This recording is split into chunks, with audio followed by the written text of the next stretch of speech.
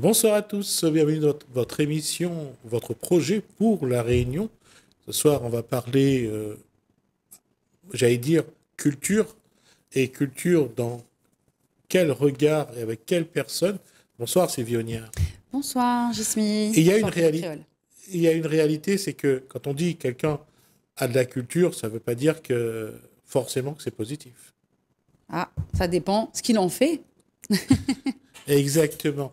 Et c'est là aussi tout le problème ou tout le drame de l'être humain, c'est de savoir qui a le pouvoir de décider.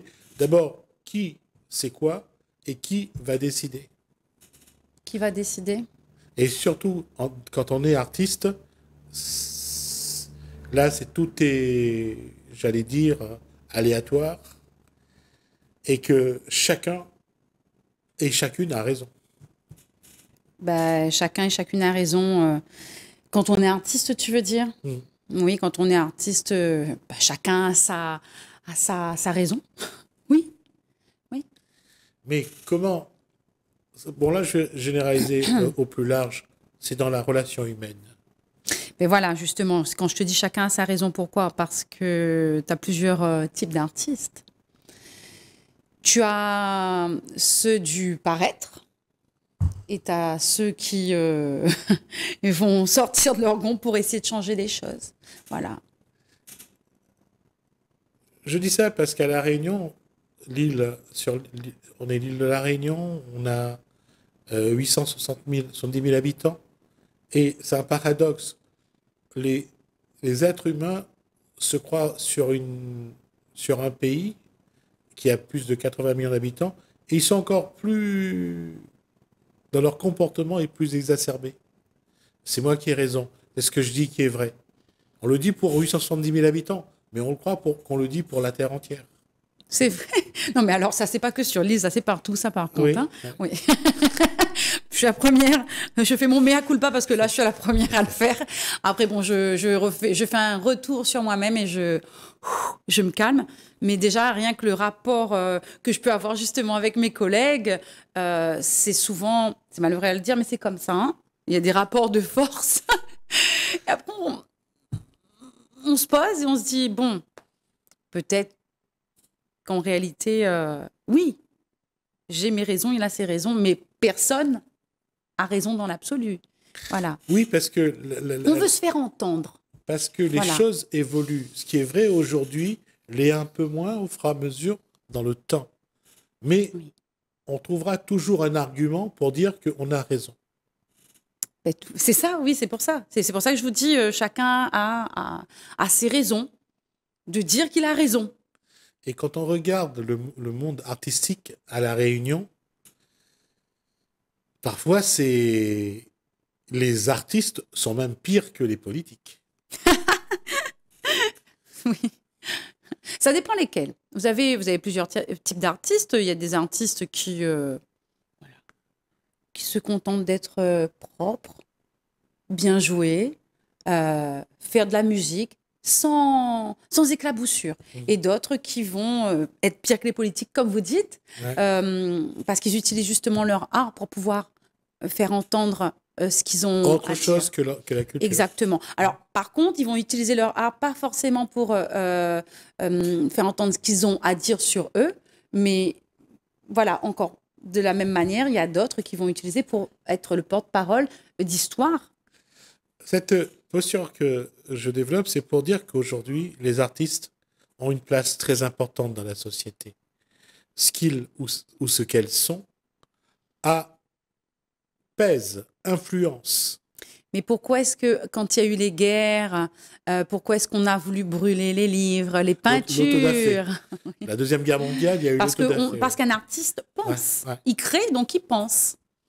Voilà. Le Mein Kampf d'Adolf Hitler, Oui, aujourd'hui encore, est en vente. Ça reste des références pour les gens qui sont nostalgiques de ce nazisme.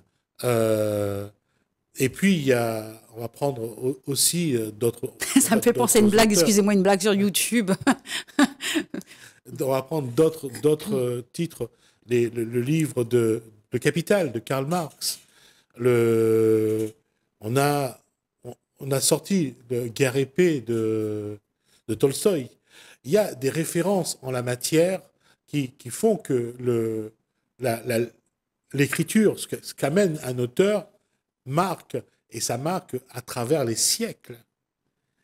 Et ça montre aussi le pouvoir, la puissance d'un artiste. Oh oui. Les tableaux de Picasso, les tableaux la fameuse Joconde, ça reste, ça demeure, que ce soit la jeune fille aux perles là, je dis une bêtise parce que Oui, je connais, mais là, je peux pas vous donner. Il y a tous ces éléments-là sont toujours là. La Tour Eiffel est immuable. La Statue de la Liberté, comme le Taj Mahal, comme la Place Rouge à Moscou, ça reste des éléments qui vont traverser des millénaires. Oh oui. Si on ne veut pas exploser de bombes avant. Mais c'est pour ça qu'on montre. Dans certains pays, ils sont en train justement d'essayer d'exterminer toutes ces monuments, tous ces voilà. À quel point ça c'est dangereux pour eux, c'est pire qu'une arme. Oui, voilà. Parce que ça entretient une façon de voir les choses. Si vous voulez lobotomiser quelqu'un, c'est simple, vous l'empêchez de penser. Ouais. Donc un artiste, il pense, il aide les autres à s'éveiller, à ouvrir, voilà. À s'éveiller, à s'évader. Exactement. Et donc là, ça, pour ceux qui veulent mettre les gens sous cloche dans une case, comme des petits moutons de Panurge, et ben là, pour eux, ça c'est vraiment plus dangereux qu'une arme, oui. Et d'ailleurs, encore une fois, lorsque on a vu en Afghanistan, lorsque les talibans sont arrivés, oui. Ils ont commencé à détruire des monuments.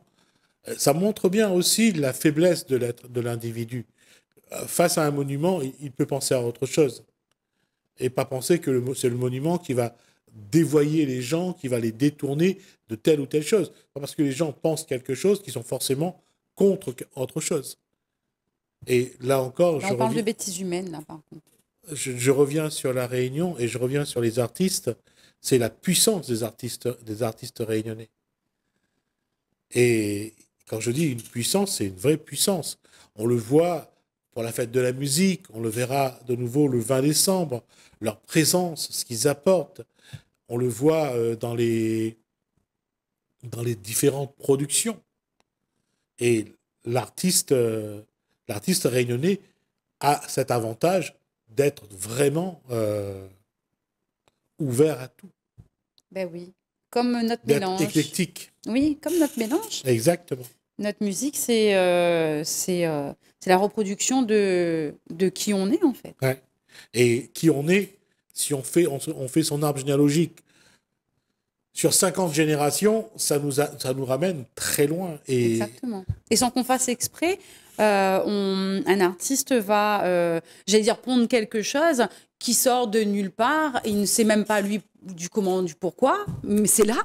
Mais ça peut être des influences bretonnes, ça peut être des influences malgaches, enfin voilà. Et peu importe sa couleur de peau, ici à La Réunion, je parle, hein, après les autres pays, je ne connais pas. Mais il est vrai que si on regarde après, il me semble quand même que c'est... on avait déjà parlé de ça, comme un ordinateur, voilà, on est imprégné. On est conditionné aussi. Voilà. Et aussi. Reste. Alors, on est conditionné par rapport au regard des autres. C'est pour ça qu'on parlait de deux types d'artistes. Oui. Ceux qui ne bougent pas et qui font de la musique et qui apaisent très bien les gens. C'est très beau. Voilà. Mais sans bavure, sans rien du tout. Et vous avez donc les artistes, eux, qui... un coup de pied. Qui sont toujours sur qui essayent toujours d'être sur les sentiers hors des chemins traditionnels. Oui. Et c'est là que je voulais en venir. C'est à quel moment la musique est bonne dans l'éducation. La musique, la culture, de manière générale, est bonne dans l'éducation et la construction de l'enfant. À quel moment cette culture peut être, j'allais dire, néfaste ou nocif à l'éducation et à la construction de l'enfant. Quand on n'est pas dans la résilience et qu'on est dans la colère, là, ça devient néfaste. Parce que quand on construit, on apprend...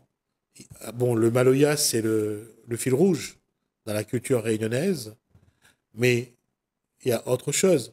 Est-ce que de connaître les tambours malbars, de connaître la danse qui vient de Madagascar, les danses d'Afrique ou qui viennent d'Europe, de connaître tellement de choses.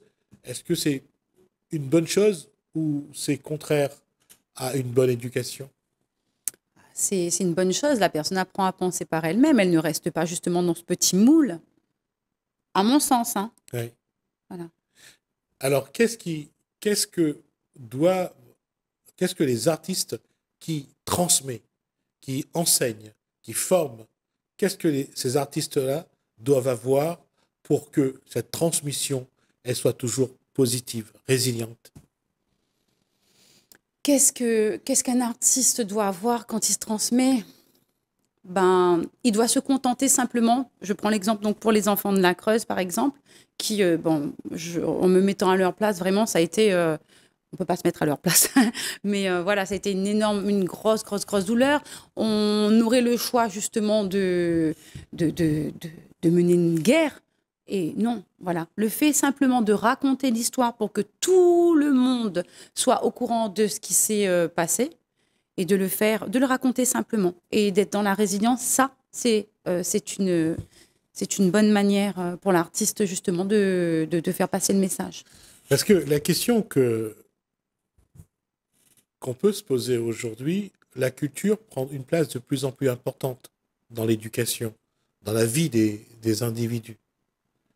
Comment faire en sorte? Est-ce qu'il faut laisser les choses aller au naturel? Ou est-ce qu'il faut essayer de voir s'il y a des choses qu'on peut orienter pour que ça soit positif? Et bien voilà, il ne faut pas forcer, mais il faut soumettre l'idée, mettre au courant. C'est à ça aussi, hein, c'est à ça que servent les textes, c'est à ça que sert la peinture. C'est là. La personne qui a envie de prendre, de regarder, d'écouter, elle prend. Elle en fera ce qu'elle veut après. Il ne faut pas forcer. Voilà, on ne peut pas dire tiens, moi je pense comme ça par rapport à cette histoire qui s'est produite. Et donc tu dois aussi te bagarrer avec moi en même temps. Non, on est artiste, on fait de la musique, on informe, mais la personne en face le prend ou le prend pas. Voilà. Je vais être un peu plus étroit sur la discussion. Et j'ai parlé de Sylvie Ognard. Son enfant à quel âge? Ouais, elle a 6 ans. Comment on parle à un enfant de culture, de musique, de livres, de dessin, comment on commence à le construire? Alors, moi, ma fille, c'est spécial parce que je lui parle comme une grande. Voilà. Après, bon, il y a bien sûr qu'il y a des mots que je n'ai pas utilisés devant elle, ça va de soi. Hein, mais je lui parle comme une adulte. Voilà, elle est pas, elle comprend très bien les choses. Et si elle ne comprend pas, ben, elle me pose la question. Maman, ça veut dire quoi? C'est quoi? Voilà, je la mets au courant des choses. Je n'ai pas de filtre avec elle, si vous voulez. Moi, c'est mon éducation. Hein. D'accord. Parce que là, j'allais dire, quand on sort de... Je ne critique pas, je fais un constat. Si on se rappelle, il y a 40, 50 ans, on prenait une boîte de crayons de couleur, de feutres, on donnait à un enfant et on lui donnait un cahier pour qu'il fasse ce qu'il a envie. Aujourd'hui, on a les livres imprimés pour colorier. On a pas mal de choses.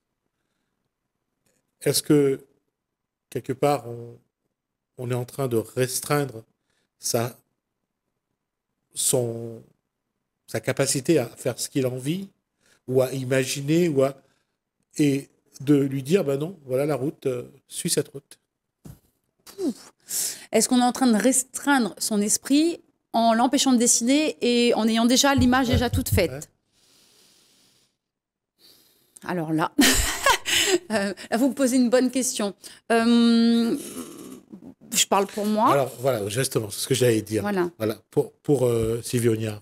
Moi, la question se pose même pas parce que ma fille, elle a eu donc des livres avec des dessins imprimés et donc il fallait pas dépasser. Hein. Et elle dessine aussi, elle reproduit aussi des choses toute seule. Donc elle fait les deux. Ouais. Voilà. J'essaie de la faire toucher un petit peu à tout. C'est ça qui est important, c'est que l'enfant puisse découvrir plein de choses pour après faire son choix. Alors, je ne la force pas à faire des choses que moi, je voulais faire et j'ai pas pu faire, hein, attention. Mais il est vrai que j'essaie de lui donner un petit peu le goût de certaines choses, comme par exemple au niveau de la danse, il y a plusieurs types de danse. Bon, au départ, l'enfant va vous dire non, je veux pas, je préfère rester à la maison, regarder la télé. Bon, voilà, vous lui donnez le goût, comme la nourriture, ça se forme. Le palais, ça se forme, tout le reste aussi. Tout à fait. Et après, il décide s'il veut poursuivre ou pas. Ça ne veut pas dire, encore une fois, que moi, je suis artiste, que je la mets dans des milieux artistiques, que demain, elle sera artiste. Hein. Loin de là. Non, non, non. Ça, c'est elle qui décidera. Oui, c'est elle qui décide. Ouais. Oui, voilà. Mais malgré tout, on a envie de forcer le loquet pour que l'enfant se libère, l'enfant s'exprime. Et parfois, en tant que parent, on a envie de forcer un petit peu. Alors, elle a un caractère spécial quand même, hein, ma petite fille. La maman aussi. Oui, non, mais elle se laisse pas faire comme ça. Elle m'a déjà dit, donc elle aime le cheval. Moi, je chante de l'opéra. Quand j'ai fait ma prestation avec le chœur de chambre, j'étais encore au conservatoire, elle était dans mon ventre. Je peux vous dire que l'opéra, c'est pas son dada du tout, du tout, du tout. En revanche, elle va chercher des musiques du monde, comme les chants de gorge, les chants celtiques, que moi aussi j'adore, hein, mais que je ne l'ai jamais influencé avec, ou des chants amérindiens. Alors ça, je ne sais pas où est-ce qu'elle est partie chercher des choses comme ça. Ou est-ce que j'aurais voulu qu'elle chante de l'opéra parce que j'adore l'opéra? J'aime beaucoup toutes les musiques. Non, non, non, parce qu'elle fera ce qu'elle veut. Elle a beaucoup de possibilités dans la danse. Donc, si elle a envie d'être danseuse, elle m'a déjà dit non, elle veut s'occuper des chevaux. Donc, elle fera ce qu'elle souhaite. Au fond de moi, peut-être. Il y aura une frustration. Au fond de la maman, il y aura forcément une frustration. Elle est allergique à l'opéra pour l'instant. Donc voilà. Oh, c'est très simple, hein, parce que l'opéra éloigne maman de la fille. Donc, si on analyse comme ça, peut-être. Ouais, donc, ça peut être ça. Je ne dis pas que c'est forcément ça. Oui. Voilà. On n'aime pas. Je pense souvent aux fils de commerçants. Dans la famille, il y en a peut-être un qui va reprendre le commerce. Les autres vont. Parce que on travaille du lundi après-midi jusqu'au dimanche après-midi. La vie de famille, hormis le repas du soir à table, oui. Et il n'y en a pas beaucoup. Et tout le monde rejette cette chose qui a brisé la famille. C'est naturel. Mais je reviens à ça, c'est sur cette île où il y a tant de choses. Et je me dis comment... Et ce que je regrette un petit peu, c'est que on est lié à notre histoire. Les enfants veulent faire de la flûte, du piano, de la guitare. Vous voulez dire qu'on s'éparpille un petit peu trop Non, et qu'on non. On a une influence européenne. Oui. Réel. Oui, et puis, c'est souvent les familles aisées qui ont les moyens. La danse classique, la gymnastique. Oui, on a été très influencés par l'extérieur, ça c'est vrai. Il n'y a pas une association pour apprendre à jouer au bob. C'est dommage d'ailleurs. Voilà, entre autres. L'accordéon. Ou alors, vous savez, pour le tressage, parce que moi, ma grand-mère, du côté de ma maman, elle tressait elle-même ses savates et ses chapeaux et elle allait vendre. Ça, c'est vrai que quand vous en parlez avec les anciens, ils disent « Ah, on ne veut plus en entendre parler, c'est la misère. » Mais c'est vrai que je trouve, et j'avais encore cette discussion-là avec elle ce matin, je trouve dommage de ne pas le transmettre à la nouvelle génération. Tout à fait, je suis d'accord. Comme son histoire à elle, qui, lui rappelle en fait cette pauvreté, toutes ces galères et tout ça. Mais je dis, mais c'est important parce qu'on ne connaît pas, les enfants d'aujourd'hui ne connaissent pas ce que c'est qu'une paillote avec la terre battue, ne connaissent pas ce que c'est que de manger un bout de manioc, elle mettait du sel dessus à chauffer sur le charbon avec la marmite et qu'on mettait du charbon dessus parce qu'il n'y avait pas de four à l'époque. Mais toutes ces choses-là, parce que les enfants aujourd'hui voient le four à micro-ondes et tous les trucs, mais moi je trouve ça magnifique en fait. Le charbon dessus, c'est pour un gâteau manioc. Oui, d'avoir ça même. Vous voyez, moi non plus. Moi, je l'ai connu. D'accord. Ma mère mettait la marmite sur le feu, le gâteau dedans, et plaçait un morceau de tôle au-dessus, et on mettait du charbon qui était déjà incandescent dessus pour que le dessus aussi cuit en même temps que le dessous.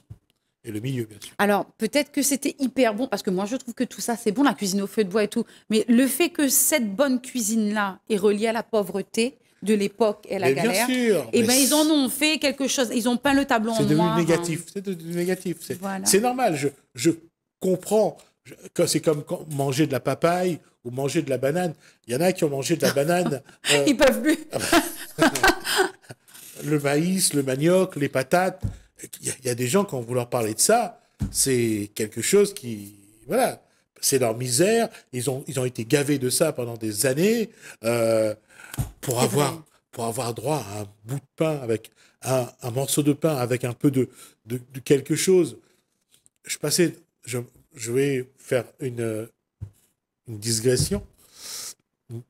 Je passais devant la boutique chinoise. Vous savez ce que je regardais en premier? Tranche de jambon. Parce que je mangeais jamais de ça. Ah oui. Bah maintenant, ça coûte moins cher que Voilà. que le fruit à pain. Voilà. Le fruit à pain, on trouvait partout. Exactement. Voilà. Le fruit à pain était partout autour de nous. Le fruit à pain, le jamalak. J'ai connu de manger ça en confiture, en son, en avoine, en tout ce que vous voulez. Hein. Les patates, le manioc, le songe. On remplissait le bac pour le manger de cochon. On empilait ça là-dedans. Et de temps en temps, on allait chercher un petit bout dedans pour manger quand même, parce qu'il n'y avait pas d'autre chose. Oui, oui.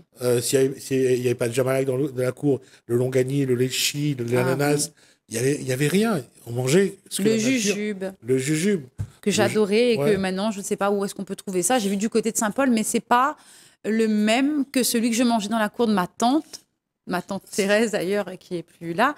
Et je me souviens de ce pied de jujube parce qu'ils étaient tout petits, donc les jujubes, ils étaient délicieux. Là, je ne sais pas c'est quoi comme jujube, mais c'est pas... C'est pour ça que je dis que quand on parle de culture, je voulais aborder ça parce que le Réunionnais, il est tellement multiple dans ce qu'il est. La culture, c'est pareil. Mais il faudrait, à un moment donné aussi, qu'on essaye de sauvegarder notre culture, au lieu de s'éparpiller. Voilà. Mais je suis d'accord avec vous, mais qui, mieux que les anciens, peuvent faire ça? C'est une question qu'on va débattre à la rentrée. On aura l'occasion de revenir là-dessus. Et on va essayer de voir si on peut faire venir sur ce plateau J'essaie de demander à ma mère, moi, de venir avec moi. Ouais. Mais pourquoi? Parce que moi, mon rêve, en tant qu'artiste, vous parlez donc plusieurs types d'artistes.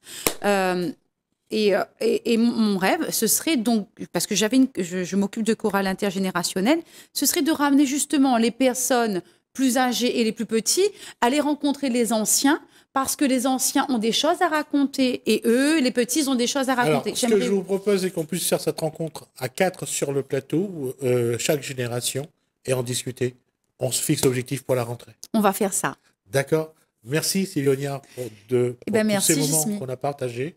Et j'espère qu'on essaiera d'apporter à la culture réunionnaise un peu plus pour qu'on soit surtout plus fiers de ce que nous sommes. Merci Sylvie Ognard. Merci Télécréole. En tout cas, bonnes vacances à vous en ce qui concerne votre projet pour la Réunion. Merci de nous avoir suivis. Merci Hélène, merci François. Je vous dis à bientôt à la rentrée.